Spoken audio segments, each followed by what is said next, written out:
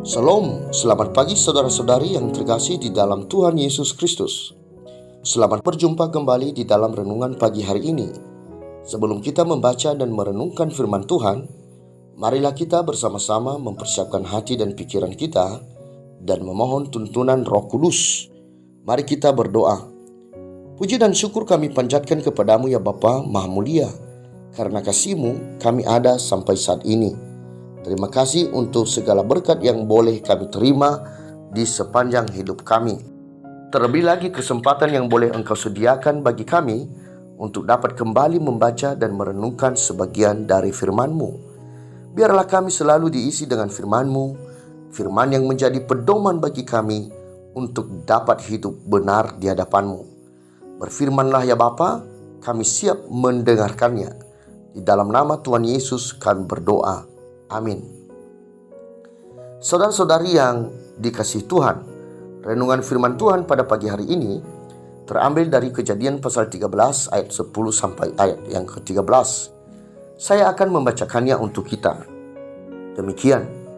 Lalu Lot melayangkan pandangnya dan dilihatnya lah bahwa seluruh lembah Yordan banyak airnya, seperti taman Tuhan, seperti tanah Mesir sampai ke Zoar. Hal itu terjadi sebelum Tuhan memusnahkan Sodom dan Gomora. Sebab itu Lot memilih baginya seluruh lembah Yordan itu. Lalu ia berangkat ke sebelah timur dan mereka berpisah. Abram menetap di tanah Kanaan, tetapi Lot menetap di kota-kota lembah Yordan dan berkemah di dekat Sodom. Adapun orang Sodom sangat jahat dan berdosa terhadap Tuhan. Saudara-saudariku yang terkasih, judul renungan pada pagi hari ini adalah akibat pilihan yang salah. Hidup adalah pilihan. Kata-kata ini sangat sering kita dengar, dan pada kenyataannya memang setiap saat kita selalu berhadapan dengan pilihan, atau dapat dikatakan bahwa hidup manusia tidak pernah lepas dari membuat pilihan. Walaupun ada hal-hal mendasar yang kita tidak dapat memilihnya, seperti memilih waktu, tanggal, dan tempat untuk kita dilahirkan, memilih orang tua, memilih suku dari mana kita berasal, memilih jenis kelamin. Tetap saja sebagian besar dalam hidup kita harus menentukan pilihan. Sebagai makhluk ciptaan Tuhan, kita manusia diberikan hak oleh Tuhan untuk menentukan pilihan dalam hidupnya. Pilihan yang diambil itu akan mempengaruhi kehidupan masa depan manusia itu sendiri. Banyak pilihan-pilihan kecil yang datang hampir setiap saat. Contohnya, memilih makanan, memilih pakaian, memilih barang-barang, dan sebagainya. Pilihan kecil ini tidak begitu memberikan dampak bagi masa depan kita. Dan ada pula pilihan-pilihan besar, seperti memilih sekolah, memilih pekerjaan, memilih pasangan hidup, memilih usaha, memilih rumah atau tempat tinggal, dan pilihan besar lainnya. Pilihan besar ini sangat mempengaruhi kehidupan dan masa depan kita. Bila kita salah dalam menentukan pilihan, maka akan memberikan kesengsaraan di dalam kehidupan kita. Saudara-saudari yang dikasihi Tuhan, sejak Lot hidup bersama-sama dengan Abraham, ia memiliki banyak harta sama seperti Abraham. Keduanya memiliki banyak ternak sehingga negeri yang mereka diami tidak cukup luas, yang mengakibatkan terjadinya pertengkaran di antara para gembala Abraham dan para gembala Lot.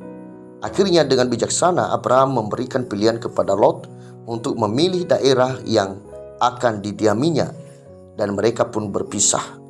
Lot telah menentukan lembah Yordan yang banyak airnya, yang digambarkan sebagai taman Tuhan, sebagai pilihannya. Lot menetap di kota-kota lembah Yordan dan berkemah di dekat Sodom. Adapun orang Sodom sangat jahat dan berdosa terhadap Tuhan. Saudara-saudari yang dikasihi Tuhan, bila kita membaca Kejadian pasal 13, pasal 14, dan pasal 19, kita dapat memahami bagaimana kehidupan Lot, anak Haran saudara Abraham itu. Ternyata pilihan yang diambilnya untuk tinggal di daerah lembah Yordan membawa malapetaka bagi dirinya dan keluarganya. Lot beserta keluarganya sempat menjadi tawanan dengan segala harta bendanya dirampas saat negeri Sodom diserang oleh musuhnya dan menderita kekalahan. Tetapi akhirnya Lot beserta keluarganya berhasil diselamatkan oleh Abraham dan harta benda Lot yang telah dirampas bisa dibawa kembali. Tetapi kembali lagi Lot harus kehilangan harta benda termasuk istrinya, sebab Allah dengan tangannya sendiri memusnahkan Sodom dan Gomora karena kedurjanaan kota itu, karena orang-orang di kota itu adalah orang-orang fasik. Saudara-saudari yang dikasihi Tuhan, saat menentukan pilihannya, Lot tidak bertanya kepada Tuhan. Ia tidak melibatkan Tuhan. Ia juga memilih hanya berdasarkan pertimbangan jasmani saja. Hanya berdasarkan apa yang dilihat oleh mata. Hanya mempertimbangkan dari segi keuntungan materi, tanpa sama sekali mempertimbangkan dari sudut pandang Allah. Walaupun ia tahu bahwa Sodom adalah kota dengan kedurjanaan, ia tetap memilihnya karena melihat ada keuntungan di sana. Lot menentukan pilihan hanya semata-mata untuk kepuasan dirinya, bukan untuk kemuliaan dan hormat bagi Tuhan. Akibat pilihan Lot yang salah, ia mengalami penderitaan batin yang hebat.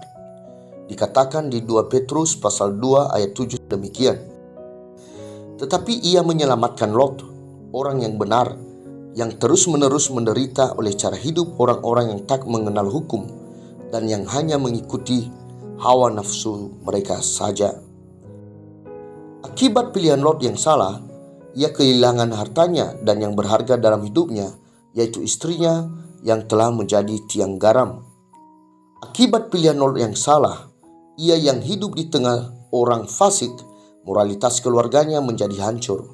Ia yang dikatakan sebagai orang benar dan orang beriman, tetapi sanggup menyerahkan kedua anak perempuannya kepada orang-orang lelaki Sodom yang bejat hanya untuk melindungi tamunya. Demikian pula istrinya yang lebih terpikat hal duniawi dan melanggar pesan malaikat sehingga menjadi tiang garam. Sedangkan kedua anak perempuan Lot tega dengan sengaja mengkhianati ayahnya yaitu Lot hanya untuk mendapat keturunan, yaitu membuat ayahnya mabuk sehingga anak-anak perempuan itu dapat tidur dengan ayah mereka sendiri. Saudara-saudari yang dikasihi Tuhan, pilihan yang salah dapat membuat penderitaan yang berkepanjangan dan sangat mempengaruhi kehidupan di masa depan kita. Perlu kita mengingat bahwa kita adalah manusia yang mempunyai keterbatasan. Kita tidak dapat mengetahui apa yang akan terjadi di kemudian hari. Hanya Tuhanlah yang berkuasa menentukan hari esok kita. Tuhan yang Maha Kuasa dan Maha Bijaksana itu mengetahui segalanya. Adalah suatu kebodohan jika dalam menentukan pilihan tanpa berdoa dan tanpa melibatkan Tuhan. Segala rencana yang sudah tersusun rapi sekalipun tanpa melibatkan Tuhan akan menjadi sia-sia belaka. Pagi ini saya mengajak saudara-saudari, dikala kita harus membuat pilihan, selalu libatkanlah Tuhan. Berdoalah dengan sungguh-sungguh sehingga mengetahui kehendak daripada Tuhan. Minta petunjuk kepada Tuhan sehingga sekolah, pekerjaan, pasangan hidup, tempat tinggal, dan lain-lain pilihan besar tepat jatuh kepada pilihan yang benar yang di dalamnya untuk hormat dan kemuliaan nama Tuhan. Demikianlah renungan pada pagi hari ini. Tuhan memberkati. Kita akan menutup renungan dalam doa, tetapi jika saudara ingin didoakan secara khusus, hubungi email kami. Kerinduan kami agar channel ini menjadi berkat bagi banyak orang. Mari kita berdoa. Ya Tuhan, terima kasih untuk firman yang baru saja kami dengarkan. Kami menyadari bahwa setiap hari kami diperhadapkan dengan berbagai macam pilihan, khususnya untuk pilihan yang besar. Kami mohon Engkau menyertai kami, sehingga apa yang kami pilih benar-benar membawa damai dalam hidup kami, terlebih-lebih bagi hormat dan kemuliaan-Mu. Bapa, bila ada di antara kami yang saat ini sedang dalam mempertimbangkan pilihan untuk menentukan sekolah, pekerjaan, pasangan hidup, dan pilihan-pilihan besar lainnya, tolong hadirlah bersama kami. Buatlah kami mengerti untuk memilih pilihan tepat sesuai kehendak-Mu. Kami serahkan seluruh hidup kami hanya di dalam tangan pengasihan-Mu.